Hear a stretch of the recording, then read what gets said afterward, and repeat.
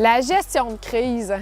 Comment on gère une crise à l'extérieur? Je pense que c'est une limitation pour plusieurs parents de séjourner un petit peu plus longtemps à l'extérieur ou même de partir pour une plus longue période.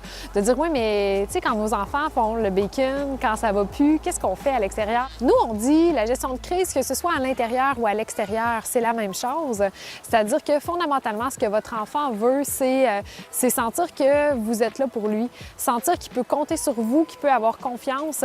Et c'est par des gestes d'affection, c'est par votre présence, c'est par votre accompagnement que vous allez le rassurer, ce qui va lui permettre finalement de diminuer son anxiété. Donc, la gestion de crise se travaille en prévention. Comment on peut prévenir?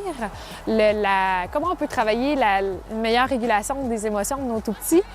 Mais c'est d'abord en répondant à ses besoins de base. Et pour répondre à ses besoins de base, ça s'associe à respecter une routine. Respecter une routine en conservant les mêmes heures de repas, sensiblement, conservant les siestes, donc la routine des siestes au grand air, en appliquant les mêmes gestes que vous faites à la maison, mais à l'extérieur. Donc, ça peut jouer sur votre horaire de départ d'une sortie. C'est facile de changer l'attention, changer le focus de place et la nature est là pour ça. Donc, déjà, être en nature, ça diminue le stress, ça diminue l'agitation, ça fait que nos enfants sont plus apaisés en lui permettant d'utiliser des mots ou en essayant de nommer les choses.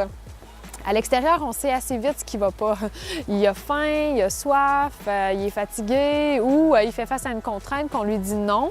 Non, peut-être parce qu'il y a un risque réel. Non, peut-être parce que nous, on ne veut pas que l'enfant tombe dans la neige, on ne veut pas qu'il tombe en bas d'un caillou, mais peut-être qu'on peut l'accompagner plus facilement pour lui permettre de repousser un petit peu mieux ses limites puis d'apprendre à se connaître.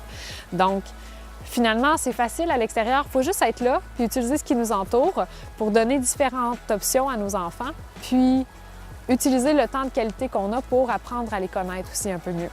Donc, on essaie de faire notre possible pour régulariser les émotions.